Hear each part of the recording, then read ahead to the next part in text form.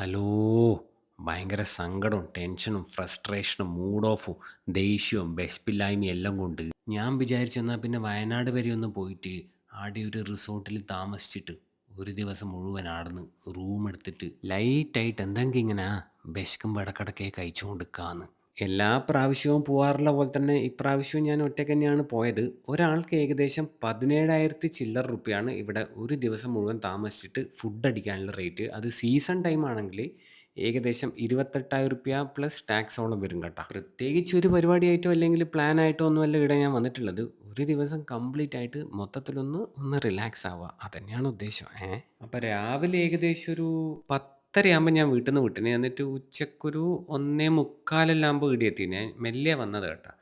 അങ്ങനെ ഇവിടെ എത്തി ചെക്ക് ഇൻ പ്രൊസീജിയറെല്ലാം കഴിഞ്ഞ് ഒരു ഗ്ലാസ് ബത്തക്ക ജ്യൂസും കുടിച്ച് റൂമിൽ ബാഗ് പോലും വെക്കാതെ നേരെ പോയത് ഇവിടുത്തെ റെസ്റ്റോറൻറ്റിലോട്ടാണ്. ഏകദേശം 18,000 ട്രാൻസ്ഫർ ആയിട്ടാണ് ഞാൻ ഈ റൂം ബുക്ക് ചെയ്തത്. അപ്പോൾ ഇവിടുന്ന് എനിക്ക് എന്ത് വേണമെങ്കിലും 24 മണിക്കൂർ കഴിക്കാന്നുള്ളതാണ് ഇവിടുത്തെ ഡീല്. അതുകൊണ്ട് തന്നെ ഞാൻ പുറത്തുനിന്ന് ഒരു 12 റുപ്യേൻ്റെ ചായ പോലും കുടിക്കാണ്ട് വിശപ്പ് സഹിച്ച് പിടിച്ചിട്ടാണ് ഇങ്ങോട്ട് വന്നിട്ടുള്ളത് കേട്ടോ.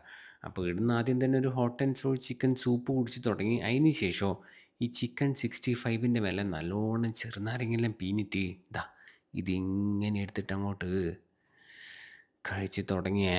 സാധാരണ ഇതുപോലത്തെ റിസോർട്ടിലെല്ലാം ഒരു ദിവസം താമസിച്ചിട്ട് നെക്സ്റ്റ് ഡേ റൂം വെക്കേറ്റ് ചെയ്തിട്ട് പോകുമ്പോൾ എൻ്റെ വെയിറ്റ് ഏകദേശം ഒരു 2-2.25-3 കിലോ വരെ കൂടിയിട്ടുണ്ട്. ഇനി ഇവിടുന്ന് എന്താവുന്നല്ലോ കണ്ടറിയാം.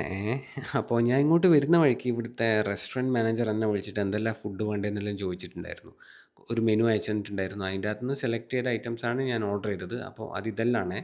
ചപ്പാത്തി ഉണ്ട്, ഫുൽക്ക ഉണ്ട്, പിന്നെ ചിക്കൻ കറി ഉണ്ട്, ദാലുണ്ട്, സാലഡ് ഉണ്ട്, സൂപ്പ് ഉണ്ട്, സ്റ്റാർട്ടറായിട്ട് ചിക്കൻ 65 ഉണ്ട്, ഫിഷിൻ്റെ കറി ഉണ്ട്, പിന്നെ ഒരു റൈസ് ഐറ്റെല്ലാം ഉണ്ട് കേട്ടോ.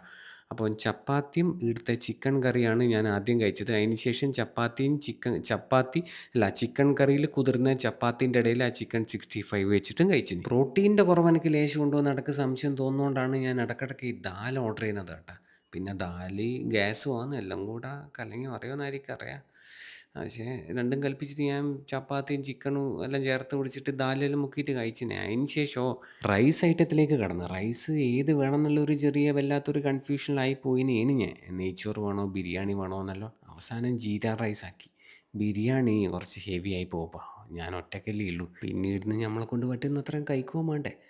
തടിയും വയറെല്ലാം നമ്മൾ തന്നെ, പക്ഷേ നമ്മൾ കൊടുത്ത പൈസ മുതലാക്കണ്ടേ, അല്ലേ? അപ്പം അങ്ങനെ ആ ജീര റൈസും പിന്നെ ആ മീൻകറിയും കൂടെ കൂട്ടിക്കുഴച്ച് കഴിച്ച് നോക്കി. ആ മീൻകറീൻ്റെ ടേസ്റ്റ് കൊള്ളാം, പക്ഷേ ആ മീനുണ്ടല്ലോ അത് തീരെ ഫ്രഷല്ല കേട്ടോ, ഭയങ്കര ഹാർഡായിരുന്നു.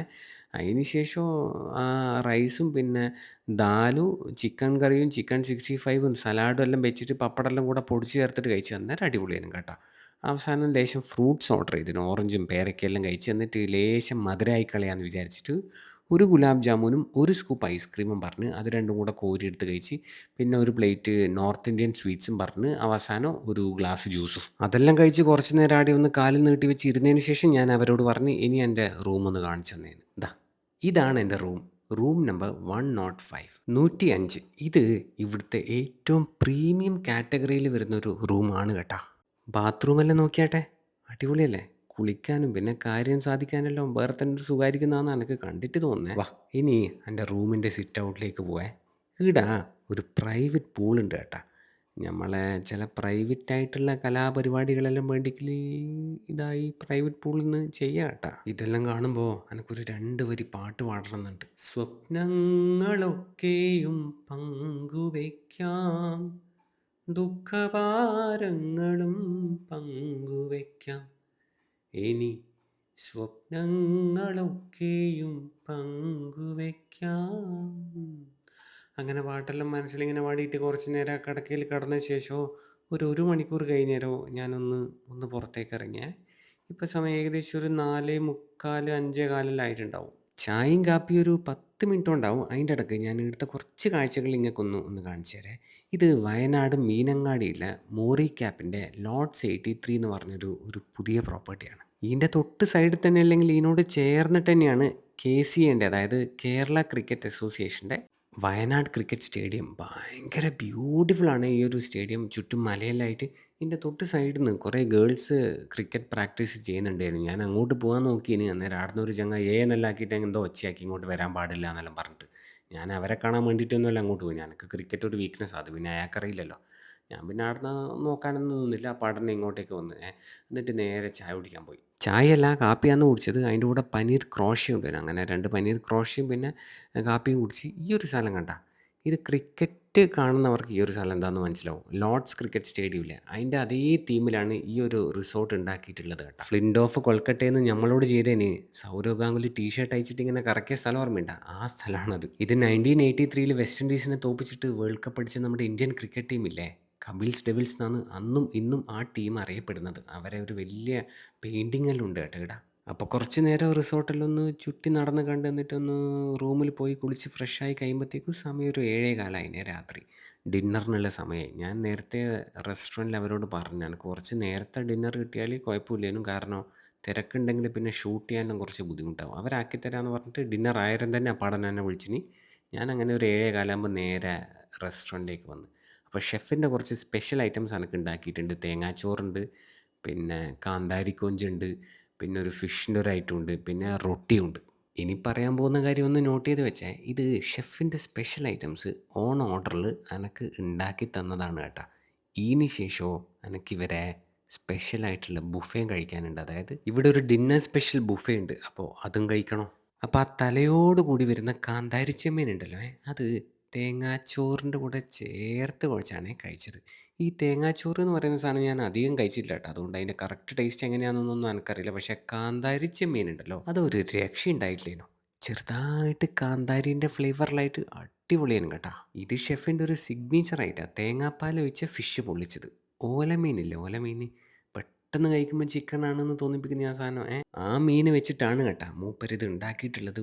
ഒരു രക്ഷയില്ലാത്ത സാധനം കേട്ടോ. അടിപൊളിയായിരുന്നു. പിന്നെ വയനാട് ഫ്രഷ് മീൻ കിട്ടാൻ കുറച്ച് പണിയാണ്. അപ്പോൾ ഓല മീനെല്ലാം പോലത്തെ ആണെങ്കിൽ അങ്ങനെ ചീഞ്ഞ് പോകില്ലെന്നാണ് ഷെഫ് എന്നോട് പറഞ്ഞത്. അപ്പോൾ അത് കഴിച്ചതിന് ശേഷം ഞാൻ പിന്നെ റൊട്ടി ഐറ്റത്തിലേക്ക് കടന്നേ.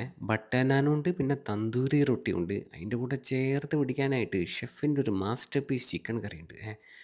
തേങ്ങാപ്പാലും ലൈറ്റായിട്ട് കുരുമുളകിൻ്റെ ഫ്ലേവറും തേങ്ങാപ്പാലിൻ്റെ ഫ്ലേവറെല്ലാം വരുന്ന ഒരു ഇടിവെട്ട് കറി. അത് നല്ല ടേസ്റ്റ് ഉണ്ടായിരുന്നു. അതിൻ്റെ അകത്ത് പീസൊന്നും ഞാൻ ബാക്കി വെച്ചില്ല കേട്ടോ. ഫുള്ള് കഴിച്ചിന്. ലേശം ഗ്രേവി മാത്രം ബാക്കി വെച്ചിന്. അങ്ങനെ അത് കഴിഞ്ഞ് എന്നിട്ട് ബുഫേയിലേക്ക് കടന്നു കേട്ടോ. അപ്പാടന്നെ കടന്നിട്ടില്ല. ഒരു അരമണിക്കൂർ വെറുതെ ഫോണെല്ലാം നോക്കി ആടി ഇരുന്നിന്. അതിന് ശേഷമാണ് ബുഫേയിലേക്ക് കടന്നത്. അപ്പം ബുഫേയിൽ എന്തെല്ലാം ഉണ്ടെന്ന് കാണിച്ചു തരാം. 3-5 ടൈപ്പ് സാലഡ് ഉണ്ട്, ഒരു സൂപ്പുണ്ട്. ഇതൊരു നാടൻ ചിക്കൻ റോസ്റ്റാണ് സാധനം. പക്ഷേ ഞാൻ വീഡിയോയിൽ എടുക്കുന്നത് കണ്ടായിരുന്നു ഷെഫിന് മൂഡായിട്ട് അതിൻ്റെ അകത്ത് കുറച്ച് ഫ്രഞ്ച് ഫ്രൈസെല്ലാം ഇട്ടിട്ട് അതിനെ കുറച്ചും കൂടെ സ്പെഷ്യലായി കളഞ്ഞു. ഇത് പിന്നെ ഒരു ഫിഷിൻ്റെ ഐറ്റമാണ്. ഫിഷിനെ കുറിച്ച് എനിക്ക് വലിയ പ്രതീക്ഷയില്ല കേട്ടോ എടുത്തത്. കാരണം ഉച്ചക്ക് കഴിച്ച ഫിഷ് അത്ര ഫ്രഷ് ആയിരുന്നില്ല. അതേ മീൻ തന്നെയാണ് രാത്രിയെന്നും പറഞ്ഞത്. പിന്നെ പുദീന ബിരിയാണി ഉണ്ട്, പനീറുണ്ട്, 2-3 ടൈപ്പ് സ്വീറ്റ്സ് ഉണ്ട്, കാലാ ജാമുൻ ഉണ്ട്, സേമിയ പായസം ഉണ്ട്, ഐസ്ക്രീം ഉണ്ട്, പിന്നെ ഒരു പച്ച കളറിൽ വരുന്ന ഒരു സ്പെഷ്യൽ പാസ്തയുണ്ട്. ഇത് തേങ്ങാച്ചോറാണ്. ഇതാണ് ഞാൻ ആ പറഞ്ഞ പാസ്ത.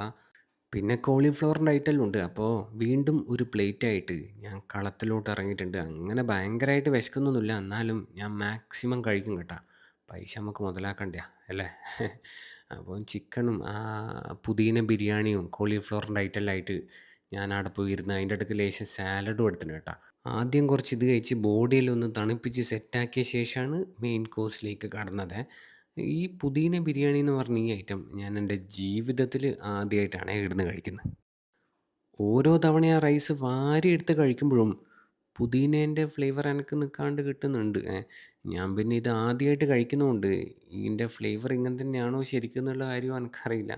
കഴിക്കാൻ എങ്ങനെ ഉണ്ടായിരുന്നെന്ന് ചോദിച്ചു കഴിഞ്ഞാൽ ഒരു ആവറേജ് അത്രേ എനിക്ക് പറയാനുള്ളൂ. അപ്പോൾ അത് പിന്നെ ആ ഫ്രഞ്ച് ഫ്രൈസെല്ലാം ഇട്ടിട്ടാക്കിയ ചിക്കൻ ഇല്ലേ, അതെല്ലാം കൂട്ടി കുഴച്ചിട്ടും കഴിച്ചിന്. അതിന് ശേഷം വീണ്ടും ഒരു പ്ലേറ്റായിട്ട് ബുഫേ കൗണ്ടറിൻ്റെ അടുത്തേക്ക് പോയാൽ ഇപ്രാവശ്യം പനീർ എടുത്തിന്, പിന്നെ ആ പച്ച കളറിൽ വരുന്ന പാസ്ത എടുത്തിട്ടുണ്ട്, പിന്നെ ഇതൊരു വെജിറ്റബിൾ കറിയാണ് അതെടുത്തിട്ടുണ്ട്. അങ്ങനെ അതെല്ലാം ആയിട്ട് അവിടെ ടേബിളിൽ അവിടെ പോയി വെച്ചതിന് ശേഷം പിന്നെ ഒരു ബൗളായിട്ട് പോയിട്ട് ദാലും എടുത്ത് ലേശം സ്റ്റീംഡ് റൈസ് ഉണ്ടായിരുന്നു, അത് അതിൻ്റെ അകത്ത് ഇട്ടിട്ട് അതും കൂടി എടുത്തിട്ട് പിന്നെ അവിടെ വന്നിരുന്ന്.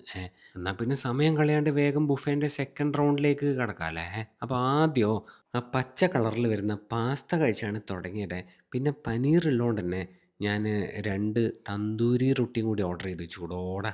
അങ്ങനെ അത് കഴിച്ച് എന്നിട്ട് ദാലിൽ ആ റൈസ് ഇട്ടിട്ടില്ലേനോ അതും കഴിച്ച് അതിന് ശേഷം ആ ചൂട് ബ്രൗൺ ബ്രെഡിൻ്റെ മേലേക്ക് ലേശം ഇതൊഴിച്ച് നമ്മളെ എഗ് സ്റ്റൂ ഇല്ലേ അത്. ഞാൻ ആദ്യമായിട്ടാണ് കേട്ടോ എഗ് സ്റ്റൂ ട്രൈ ചെയ്യുന്നത്. ചിക്കൻ സ്റ്റൂവും ബീഫ് സ്റ്റൂവും മട്ടൺ സ്റ്റൂ എല്ലാം കഴിച്ചിട്ടുണ്ട്. പക്ഷേ എഗ് സ്റ്റൂ ഇതുവരെ കഴിച്ചിട്ടില്ല. ആ എഗ് സ്റ്റൂ കുഴപ്പമില്ല കേട്ടോ, ടേസ്റ്റ് ഉണ്ട്. പിന്നെ റൊട്ടിയും ചിക്കനെല്ലാം കഴിച്ച് ഇനി മൂന്നാമത്തെ റൗണ്ടിൽ കഴിക്കാൻ മാത്രമുള്ള ഐറ്റംസ് മെയിൻ കോഴ്സിൽ ഇല്ലാത്തതുകൊണ്ട് ഞാൻ പിന്നെ സ്ട്രെയിറ്റ് അവേ ഡെസേർട്ടിലേക്ക് കടന്നേ.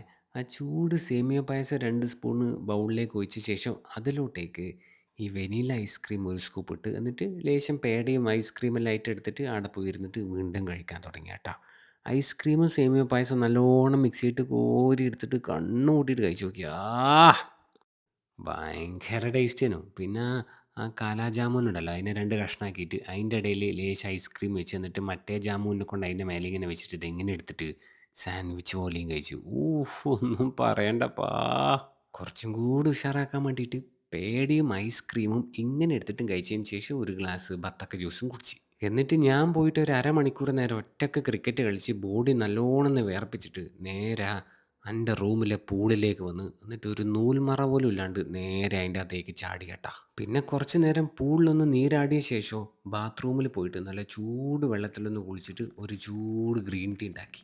എന്നിട്ട് ഞാനൊരു പാട്ടും വെച്ച് പുറത്ത് പോയി അവിടെ ഇരുന്നിട്ട് നിലാവുള്ള ആകാശത്തെ ചന്ദ്രനെ നോക്കിയിരുന്നിട്ട് ആ ഗ്രീൻ ടീ കുടിച്ചിട്ട് ഒരു 1:30 ആകുമ്പം പോയി കിടന്നുറങ്ങിയേ.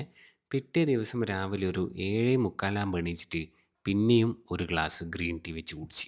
ശേഷം നേരെ ബാത്റൂമിൽ പോയി പ്രാഥമിക കാര്യങ്ങളെല്ലാം കൃത്യമായി നിർവഹിച്ച് അതിൻ്റെ ഇടയിൽ പല്ലും തേച്ചിനെ ഒരു കുളിയും പാസ്സാക്കിയിട്ട് നേരെ റെസ്റ്റോറൻറ്റിലേക്ക് വെച്ച് പിടിച്ച്. പോകുന്ന വഴിക്ക് ഒരു മഴയെല്ലാം ഉണ്ടായിരുന്നു. അപ്പം കുറച്ച് നേരം ഒന്ന് മഴയെല്ലാം കൊണ്ടിട്ട് അവരോടെല്ലാം ഒന്ന് ഗുഡ് മോർണിംഗ് പറഞ്ഞിട്ടാണ് അങ്ങോട്ട് പോയതേ. ആരും വന്നിട്ടില്ല കേട്ടോ. ഞാനാണ് ഇവിടെ ആദ്യം എത്തിയിട്ടുള്ളത്. ഇപ്പം സമയം ഏകദേശം ഒരു 8:05 ആയിട്ടുണ്ടാവും. അപ്പം എല്ലാവർക്കും മനസ്സിൽ ശുഭദിനം നേർന്നുകൊണ്ട് ബ്രേക്ക്ഫാസ്റ്റിന് എന്തെല്ലാം ഉള്ളതെന്ന് കാണിച്ചു തരാം. കൈതച്ചക്കയുണ്ട്, കറമോസ് അതായത് പപ്പായയുണ്ട്, പേരക്കയുണ്ട്, പിന്നെ ബത്തക്കയുണ്ട്. അതാണ് ഫ്രൂട്ട് സെക്ഷനിലുള്ളത്. ഇനി മെയിനായിട്ടുള്ള ഐറ്റംസ് എന്തെല്ലാം ഉള്ളതെന്ന് കാണിച്ചു തരാം. ഊത്തപ്പമുണ്ട്, ദോശയുണ്ട്, സാമ്പാറുണ്ട്, ഇഡ്ഡലിയുണ്ട്. ഇനി ഇഡ്ഡലിക്കും സാമ്പാറിനും ദോശയ്ക്കും പിന്നെ വടേൻ്റെ എല്ലാം കൂടെ കഴിക്കാനായിട്ട് 2 ചട്നി ഉണ്ട്. ഓറഞ്ച് കളറിൽ വരുന്ന തക്കാളി ചട്നി ഉണ്ട്, പിന്നെ ലൈറ്റ് പച്ച കളറിൽ വരുന്ന മല്ലിയില ഇട്ടിട്ടുള്ള ചട്നി ഉണ്ട്, പിന്നെ വടയുണ്ട്. അതിൻ്റെ സൈഡിൽ ബട്ടൂരി ഉണ്ട്. ബട്ടൂരി അതിൻ്റെ കൂടെ ചേർത്ത് പിടിക്കാൻ ചെന്ന നമ്മളെ ചോലയില്ലേ അതുണ്ട്. പിന്നെ ഇത് സേമിയ ഉപ്മാ ഉണ്ട്. ഇത് പിന്നെ മറ്റേ ബേക്ക്ഡ് ബീൻസ് ഉണ്ട്. പിന്നെ പാൻ കേക്ക് ഉണ്ട്. പിന്നെ സോസേജ് ഉണ്ട്. സോസേജ് ക്യാപ്സിക്കം ഇട്ടിട്ടാണ് ഉണ്ടാക്കിയിട്ടുള്ളത്. ഇങ്ങനത്തെ സോസേജ് ഞാൻ അധികം കഴിച്ചിട്ടില്ല. പിന്നെ ബോയിൽഡ് എഗ് ഉണ്ട്. പിന്നെ മഫിൻസ് അല്ലെങ്കിൽ കപ്പ് കേക്ക് ഉണ്ട്. പിന്നെ നോർമൽ മൈദ ബ്രെഡ് ഉണ്ട്. പിന്നെ ബ്രൗൺ ബ്രെഡ് ഉണ്ട്. പിന്നെ ബട്ടറും ഹണിയും അതെല്ലാം ഉണ്ട്. പിന്നെ സ്വീറ്റിൻ്റെ ഒരു കേസരി പോലത്തെ ആയിട്ടുണ്ട്. പിന്നെ 2 ജ്യൂസെല്ലാം ഉണ്ട്. അപ്പോൾ ഞാൻ ആദ്യം ഫ്രൂട്ട്സ് കഴിച്ചാൽ തുടങ്ങിയത്. ഫ്രൂട്ട്സ് കഴിച്ചതിന് ശേഷം കൗണ്ടറിൽ ഇല്ലാത്തൊരു ഐറ്റം പറഞ്ഞിട്ട് മസാല ദോശ പിന്നെ ഒരു വട എടുത്തിട്ടുണ്ട്. ആദ്യം വട കഴിച്ച് നോക്കി. വടയിൽ നിന്ന് ഒരു കഷ്ണം ഇങ്ങോട്ട് എടുത്തിട്ട് തക്കാളി ചട്നിയിലും നമ്മളെ ആ മല്ലിയിലേൻ്റെ ചട്നി ഉണ്ടല്ലോ അതിൻ്റെ അകത്ത് മുക്കിയിട്ട് കഴിച്ചാൽ 2 ചട്നിയും ടേസ്റ്റ് ഉണ്ട് കേട്ടോ. എനിക്ക് സാമ്പാർ വലിയ ഇഷ്ടമില്ലാത്ത സാധനമാണ്. വടയും നല്ല ടേസ്റ്റ് ഉണ്ട്. അപ്പോൾ അത് കഴിച്ചതിന് ശേഷം പിന്നെ ഇത് നമ്മളെ മസാല ദോശയിൽ കൈവച്ച് പച്ച കളറുള്ള മസാലയാണ് ഇതിൻ്റെ അകത്ത് വരുന്നത്. ദോശ കുറച്ചും കൂടെ ഒന്ന് ക്രിസ്പി ആവായിരുന്നു, പക്ഷേ മസാല നല്ല സൂപ്പർ ടേസ്റ്റ്. അപ്പോൾ സൗത്ത് ഇന്ത്യൻ ബ്രേക്ക്ഫാസ്റ്റിൽ നൈസായിട്ട് ഒരു കൈ വെച്ചതിന് ശേഷം ഇനി കുറച്ചൊന്ന് കോണ്ടിനെൻ്റൽ ആക്കാമെന്ന് വിചാരിച്ചിട്ട് ഒരു 3-4-5 സോസേജ് എടുത്തിട്ടുണ്ട്. പിന്നെ ബേക്ക്ഡ് ബീൻസ് ലേശം ഒഴിച്ചിട്ടുണ്ട്. പിന്നെ 2 ജ്യൂസ് എടുക്കുന്നുണ്ട്. ബത്തക്ക ജ്യൂസും പറഞ്ഞിട്ടുണ്ട് എടുക്കുന്നുണ്ട്. പിന്നെ പൈനാപ്പിൾ ജ്യൂസും എടുക്കുന്നുണ്ട് കേട്ടോ. പിന്നെ ബ്രൗൺ ബ്രെഡും എടുത്തിട്ടുണ്ട്. ഓംലെറ്റും ഉണ്ടല്ലോ. ബേക്ക്ഡ് ബീൻസ് ലേശം കഴിച്ച് നോക്കി. എന്നിട്ട് സോസേജ് കഴിച്ചത്. സോസേജ് ടേസ്റ്റ് ഉണ്ട്, പക്ഷേ അതിൻ്റെ മേലെ ആക്കിയിട്ടുള്ള കുറച്ച് മസാല പോലത്തെ സംഗതി ഉണ്ടല്ലോ അതെനിക്ക് വലിയ ഇഷ്ടമായില്ല കേട്ടോ. പക്ഷേ സോസേജ് ടേസ്റ്റ് ഉണ്ട്. പിന്നെ ബട്ടറിൽ ആവശ്യത്തിന് സ്പ്രെഡ് ചെയ്ത ആ ബ്രൗൺ ബ്രെഡ് ഉണ്ടല്ലോ, ടോസ്റ്റഡ് ബ്രൗൺ ബ്രെഡ് അതിൻ്റെ ഇടയിൽ മസാല ഓംലെറ്റിൻ്റെ പീസും വെച്ചിട്ടും കഴിച്ച്. ബേക്ക്ഡ് ബീൻസ് ഉണ്ടല്ലോ അതിൻ്റെ ആ ഗ്രേവിക്ക് കുറച്ച് ഓവർ സ്വീറ്റ്നെസ് ഉള്ള പോലെ എനിക്ക് തോന്നി. പിന്നെ ഈ ഹാഷ് ബ്രൗൺ പൊട്ടേറ്റോ കുഴപ്പമില്ല. ആ മസാല ഓംലെറ്റ് നല്ല ടേസ്റ്റ് ഉണ്ട്. അപ്പം അങ്ങനെ സെക്കൻഡ് റൗണ്ടും വിജയകരമായിട്ട് പൂർത്തീകരിച്ച ശേഷം വീണ്ടും ഒരു പ്ലേറ്റായിട്ട് ഇറങ്ങിയിട്ട് ഇപ്രാവശ്യം ഞാൻ എടുത്തിട്ടുള്ളത് ബട്ടൂരിയും ചോലയും പിന്നെ ആ സേമിയ ഉപ്മാവാണ്. അതിൻ്റെ അകത്ത് ബട്ടൂരി ഒരു രക്ഷയില്ല. ആ ചോലേൻ്റെ കറി എന്തൊരു ടേസ്റ്റാണെന്നറിയാം. പിന്നെ ഈ ഉപ്മാവ് അടിപൊളിയായിരുന്നു. എന്നിട്ട് ചെറിയൊരു ബൗളിൽ കുറച്ച് കോൺഫ്ലേക്സ് എടുത്തിട്ട് അതിൻ്റെ അകത്തേക്ക് ലേശം ചൂട് പാൽ ഒഴിച്ചിട്ടുണ്ട്. തേനൊന്നും ആക്കിയിട്ടില്ല. അത് കഴിച്ച് അതിന് ശേഷം വീണ്ടും ഒരു പ്ലേറ്റായിട്ട് ഇറങ്ങിയിട്ട് ആ ബീട്രൂട്ടെല്ലാം ഇട്ടിട്ട് ആക്കിയ ഇതില്ലേ ഊത്തപ്പം, അതും ആ 2 തേങ്ങാ ചട്നിയിലും തക്കാളി ചട്നിയിലും മുക്കിയിട്ട് കഴിച്ചിട്ട് ഒരു ഗ്ലാസ് ചായയും കുടിച്ച്, ഒരു കപ്പ് ചായയും കുടിച്ച്. അപ്പോഴത്തേക്കും മഴ കുറച്ച് നല്ലോണം പെയ്തിന് കേട്ടോ. ഈ ഒരു പ്രോപ്പർട്ടി അടിമുടി ഇംഗ്ലണ്ടിലെ ലോർഡ്സ് ക്രിക്കറ്റ് സ്റ്റേഡിയത്തിനെ ആസ്പദമാക്കിയിട്ട് ഉണ്ടാക്കിയിട്ടുള്ളതാണ് കേട്ടോ. അതിൻ്റെ ഇടയ്ക്ക് ഞാനിവിടെ പോയിട്ടൊരു മസാജും എടുത്തിന്. അതിൻ്റെ തൊട്ടിപ്പുറത്ത് തന്നെ ഒരു ജിമ്മുണ്ട്. എന്തുകൊണ്ടാണെന്നൊന്നും അറിയില്ല. പക്ഷേ ഈ റിസോർട്ടിൽ നിന്ന് വെക്കേറ്റ് ചെയ്യുന്ന സമയത്ത് എന്തോ ഒരു മിസ്സിങ് ഫീൽ ആയിരുന്നു കേട്ടോ. പിന്നെ പറ്റുന്ന പോലെയെല്ലാം മുതലാക്കാമെന്ന് വിചാരിച്ചിട്ട് റൂമിലുണ്ടായിരുന്ന ചായപ്പൊടിയെല്ലാം എടുത്തിട്ട് ബാഗിലിട്ടിന്. അപ്പോൾ ഒരു അടിപൊളി എക്സ്പീരിയൻസ് ആയിരുന്നു കേട്ടോ ഇവിടുത്തെ താമസം. നല്ല സർവീസും ആയിരുന്നു. ഈ സ്പോട്ട് വയനാട് മീനങ്ങാടിയുള്ള മോറി ക്യാപ്പിൻ്റെ ലോഡ്സ് 83 എന്ന് പറഞ്ഞ റിസോർട്ടാണ്. എന്നാൽ പിന്നെ ഞാനങ്ങോട്ട്